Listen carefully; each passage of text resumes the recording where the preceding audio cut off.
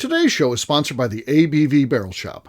The ABV Barrel Shop is located in the St. Louis metro community of Arnold, Missouri. The ABV Barrel Shop is focused on one thing, single barrels. Best of all, you can try before you buy. Head over to abvbarrelshop.com to sign up for their email and text distribution so you know what they have in stock, what classes are coming up, and who from the industry may be coming in to visit. The ABV Barrel Shop. It's where single barrels live. We are also sponsored by the Bar to Go. The Bar to Go offers traveling minibars that are no bigger than a small purse or toiletry bag. Best of all, they are fully customizable so you can create the perfect piece that is unique for you. If you own your own business, what a fun and unique way to promote what you do. Check them out online at thebar2go.com. That is the number 2 in the Bar to Go. If you have wholesale questions, call my friend Isabel Clark at 504-481-1297. Finally, we are sponsored by the Neely Family Distillery. NFD is a family-owned business that keeps ringing up awards in the spirits world. Head to Sparta, Kentucky to experience the family history, award-winning spirits, and meet the Neely family. Check them out online at neelyfamilydistillery.com. Now, on to the show. Let's drink!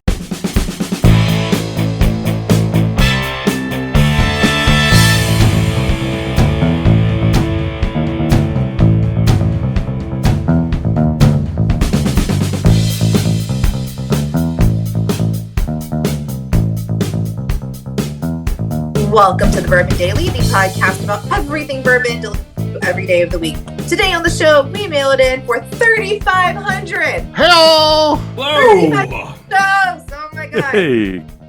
Was I excited enough? Did I? I think so. There Okay. were show notes for her to show exuberance there. So, audience, you can weigh in. Did she do a good job there? And I did not read them like Anchorman. You're welcome. I know. I was hoping you were going to read it. Note to McNew, please show exuberance and passion when extolling the virtues of this remarkable achievement. That would have been the perfect intro.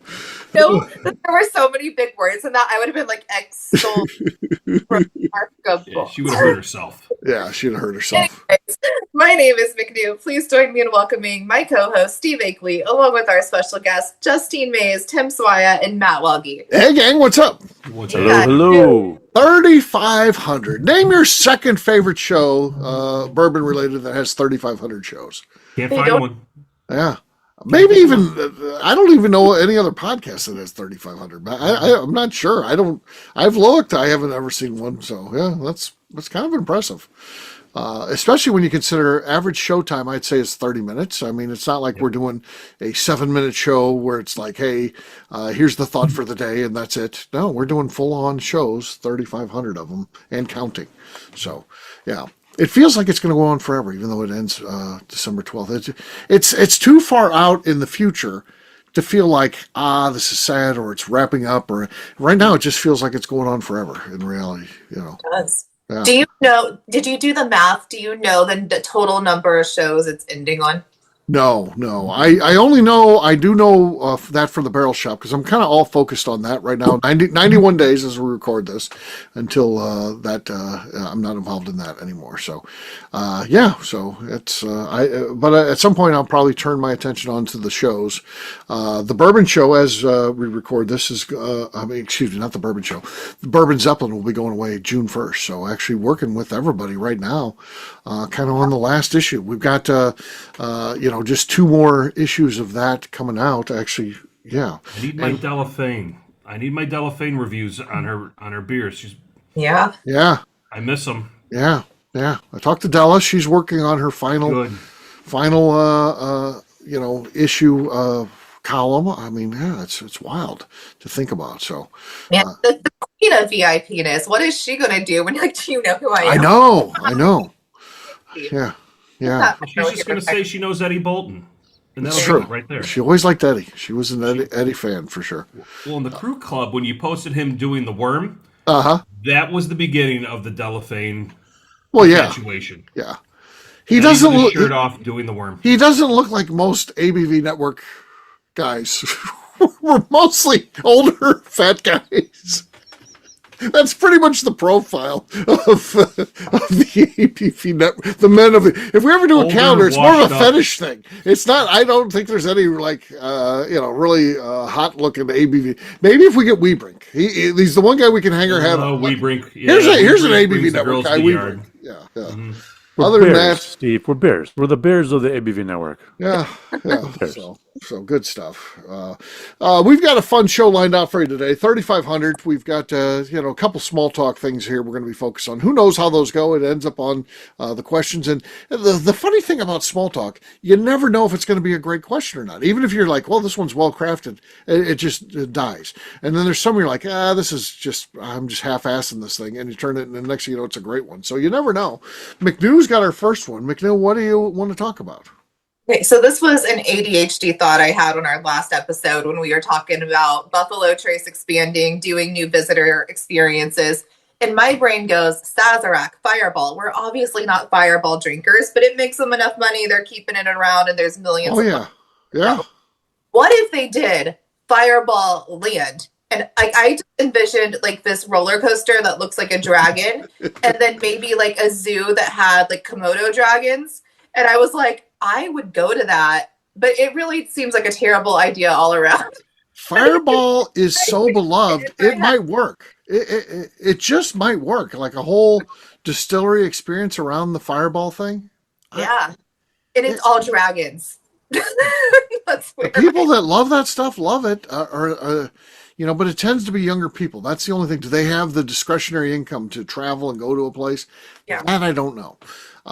It's not typically, their typical Fireball drinker isn't people like our age, and even though our age is does a pretty big span here, I don't think we're the typical Fireball drinkers. No, we're not. And it's definitely college kids and like, a younger crowd. But I'm just like, if you set it up like kind of a whiskey. Homeless people too. It's a lot of homeless people. Yeah. Divorcees. Usually trying to get back out there, trying to be wild.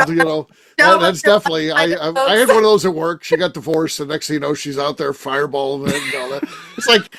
Drinking all the buzz balls and everything. Could you be any more of a cartoon? Now you're out trying to fire on younger guys drinking Fireball. I mean, come on. Yeah. So yeah, it would be worth going as someone like me just to see who's there at the distillery. Can you imagine the people watching? Oh my God, the people watching would be great. It's like the Walmart of distillery. Yeah. It really would. And and the tickets are gonna I do think you need to charge because Buffalo Trace has free tours, but the people are spending money.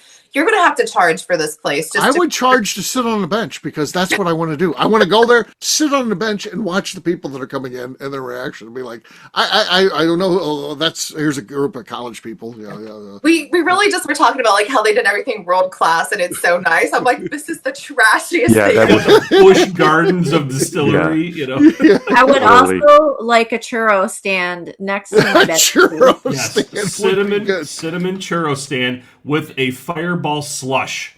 Yeah. I could Beautiful. sit there with a churro while I'm drinking my Fireball slush, watching people. All day. The distillery is called Fireball World too. By Yes, the way. Fireball World. This is what it is.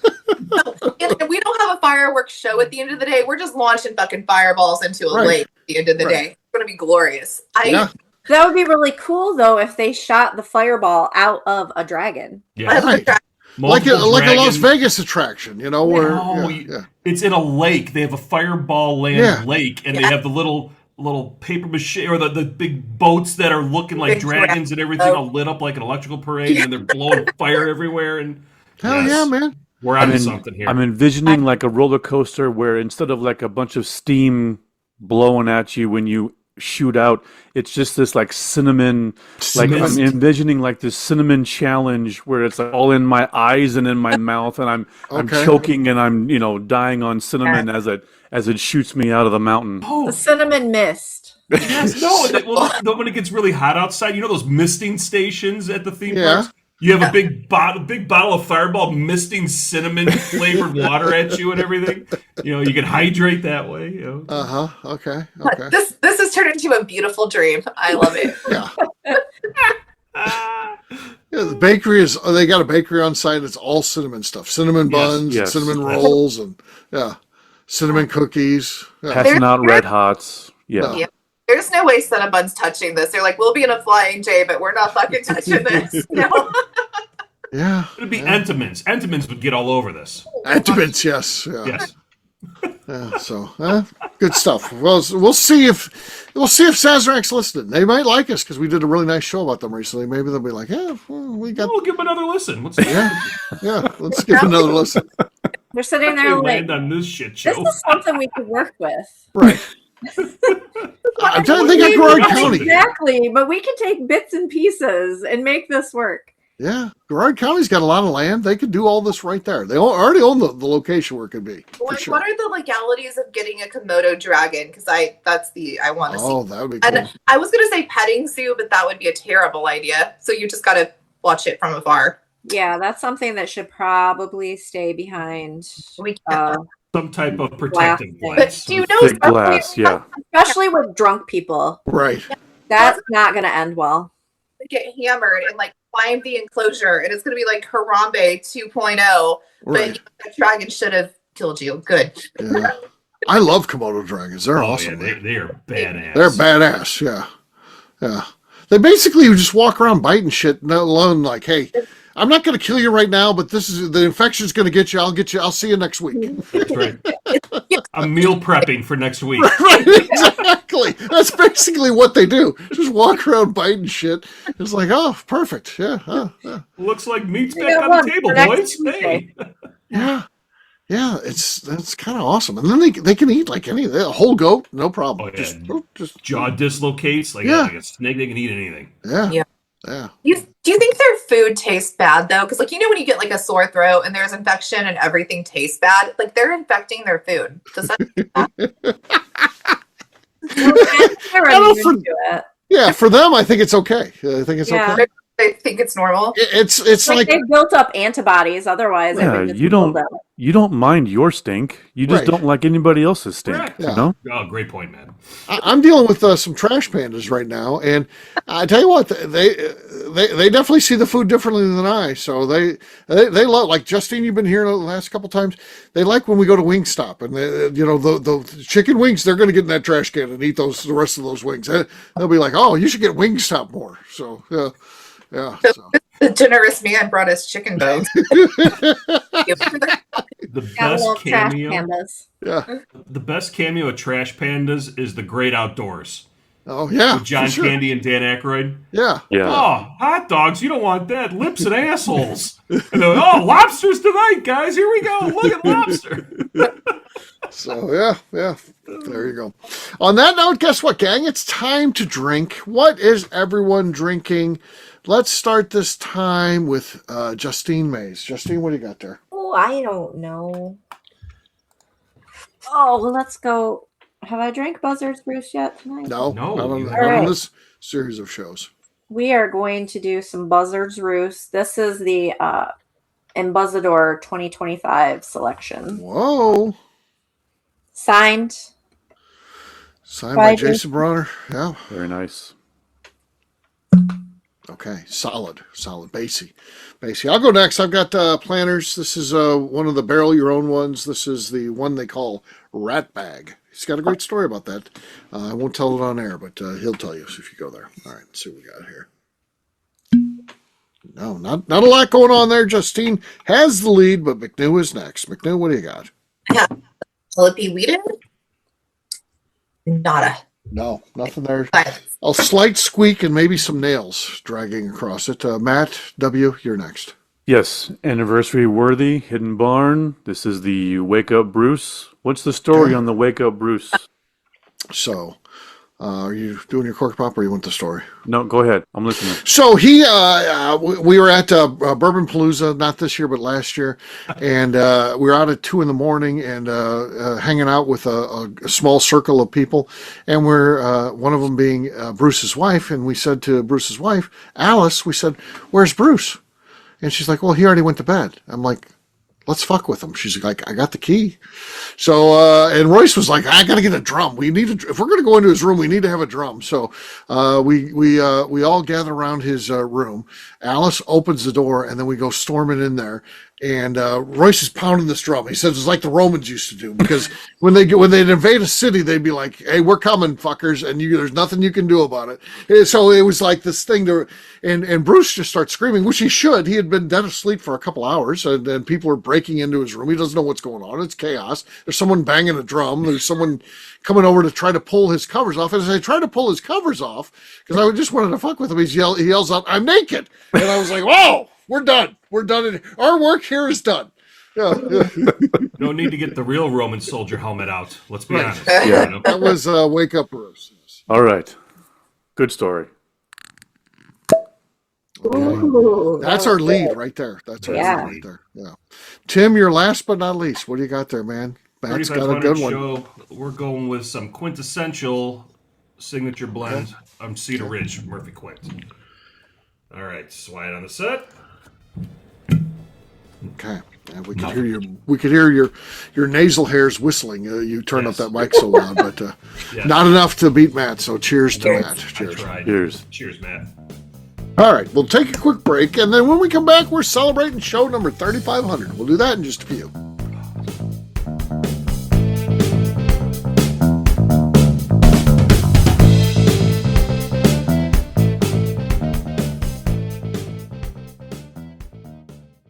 Okay, let's talk about the people that make these shows happen. First up is the Stave and Thief Society. Via their in-person class at Moonshine University in Louisville, Kentucky, the Stave and Thief Society is the place where you, a bourbon enthusiast, can expand your knowledge and emerge an executive bourbon steward. In 2017, I completed my executive bourbon steward certification. It's the most comprehensive bourbon certification available and connects you with an expansive network of bourbon enthusiasts and professionals.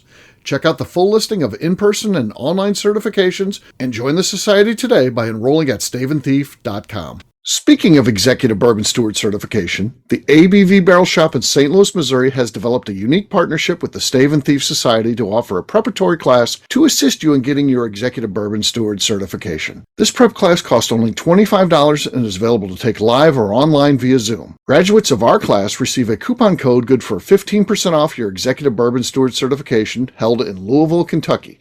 This saves you almost $90. Additionally, you can collaborate with fellow attendees to split travel costs when you go to Louisville. If you're interested in signing up for the class, simply head over to abvbarrelshop.com and check out the classes and events page.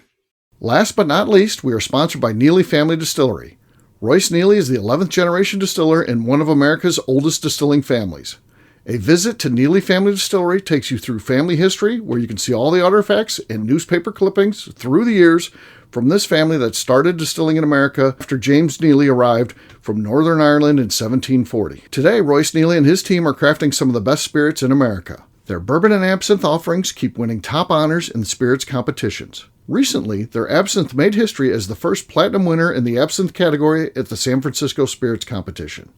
Neely Family Distillery is definitely a bucket list destination if you are a bourbon fan. Learn more about their spirit offerings, visiting their facility, and the awards they have collected over at NeelyFamilyDistillery.com. And now, back to the show.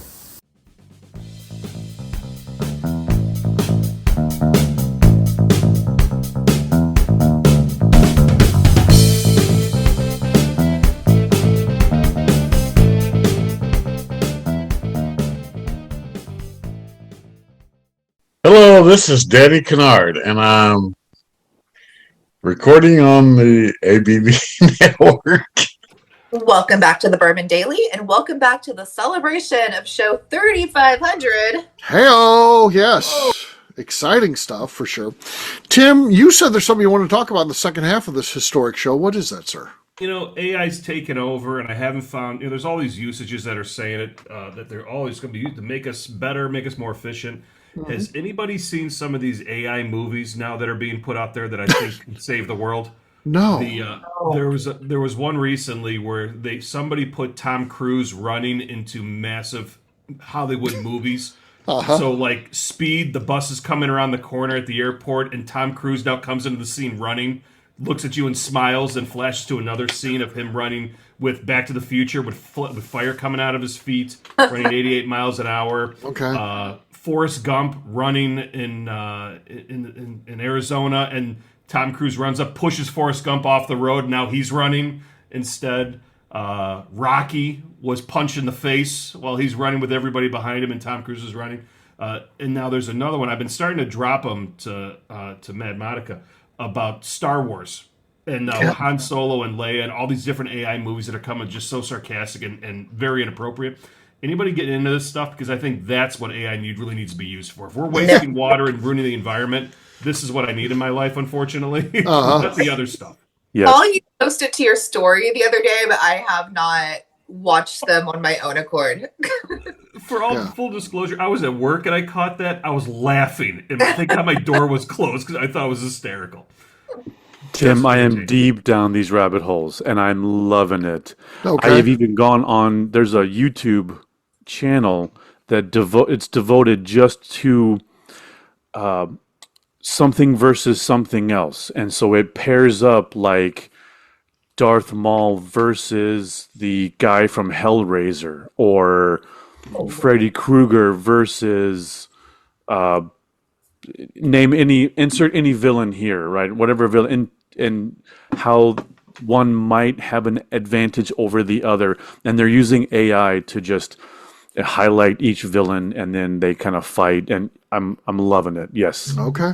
Time well spent, in my opinion. It is amazing how far it's come. But I said, it started to turn. The first things that I saw that were AI, that it didn't look like it was AI. It looked like it was real. They started fucking around with The Price is Right and Bob Barker, and he would say the things that probably Bob Barker really said, but they were like he was doing it on camera, being like, "Oh, that is a great set of tits you got there, gal." And, just shit like that. And you're like, because the voice sounded perfect, pitch on perfect. Right. The mouth was moving with it. It wasn't like this looked like fake at all. It looked real. And it was just Was AI. that the one where he's like, the girls are up trying to hug him? He's like, "Don't touch me, don't touch me." He's like running away from her. That was great. That was awesome. Yeah, there's a bunch of them out there. Yeah, there's a whole thing dedicated to that. So it's amazing stuff. But and just used for fun. I think there's nothing wrong with that. But Well, I will say, you say nothing wrong, but the one detriment is that, like, my mom might see it and then she might actually think that it's real. Because if it's news related, or if it's something that's current events related, well, that's a problem. If it's interfering with that with type of stuff. with reality, right?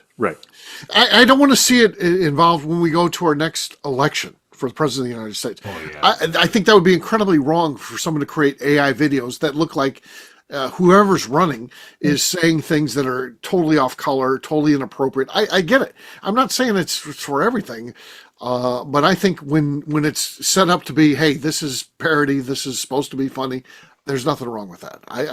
That stuff's fine. I'm even going to go so far as to say there's libel, there's slander, and there will be a third one specifically for an AI falsification of something, where you could be criminally charged if you were, when done right. There's no way to tell. Said, if you said I made a video of Trump like hitting a kid or something like that, I could get in trouble for that. They're going to have to punish people to police it. And there are celebrities already trademarking their voice and likeness to say, if it's an AI, I can sue you because you used my voice and likeness. Right. Yeah. Like when AI finally fixed the Twilight series, where you have Jacob and what's his face, whoever the guy that fell in love with Bella, and Edward. They finally they push Bella out of the way, and then they start kissing.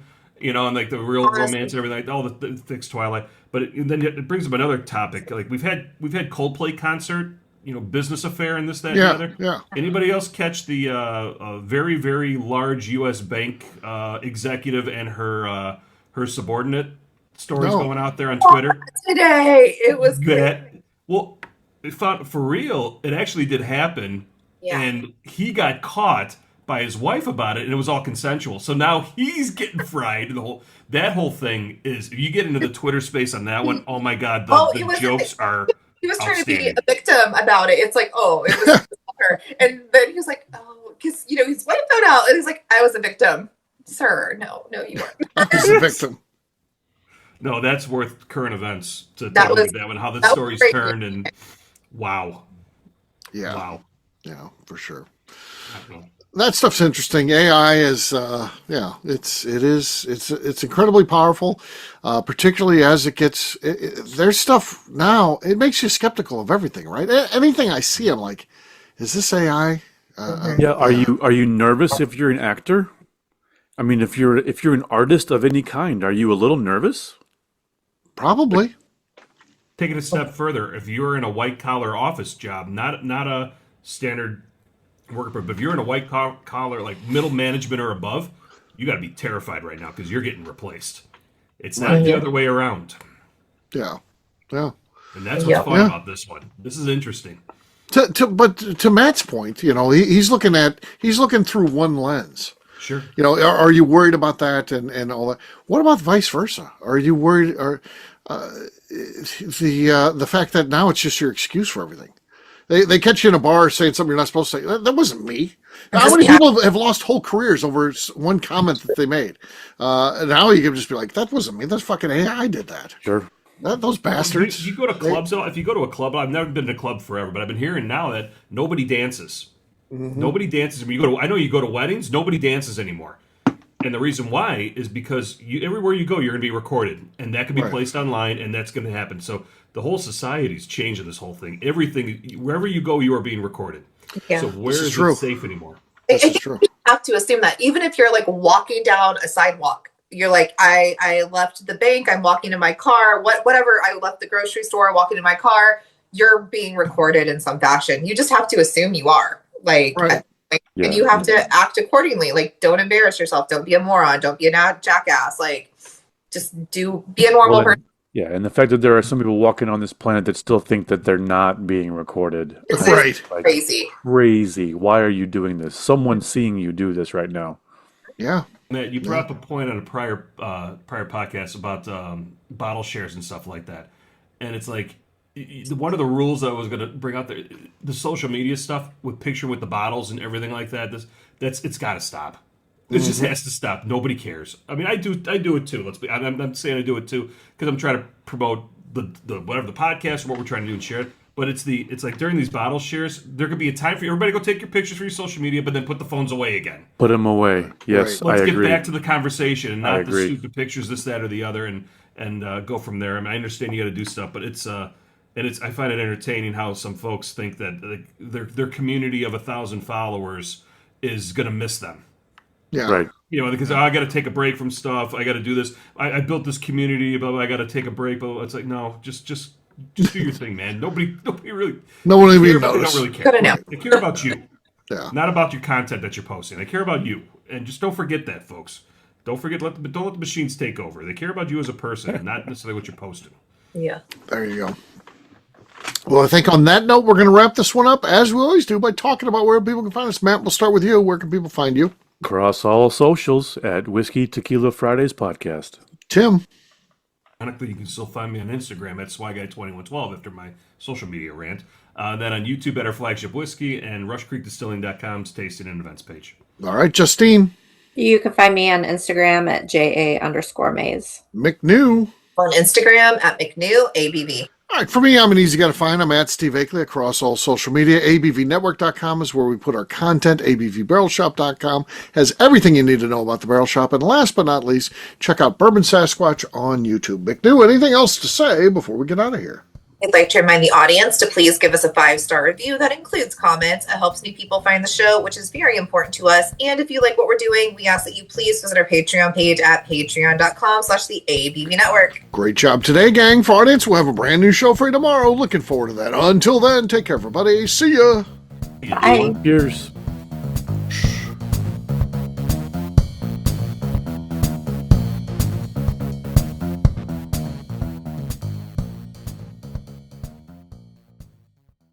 Before we let you go, let's talk about one last thing. The ABV Barrel Shop in the St. Louis community of Arnold, Missouri. The ABV Barrel Shop is focused on a couple of things. First of all, single barrels.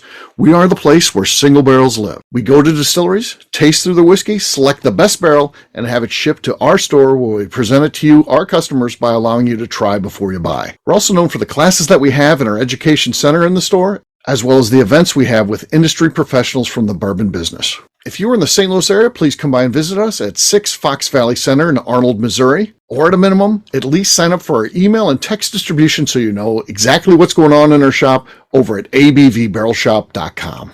This is Steve Akeley, owner of the ABV Network, signing off. We thank you for listening to our programming and truly appreciate your support.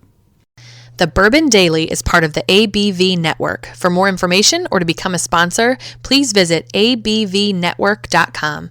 Thanks for listening and cheers. This has been a Steve Akeley production.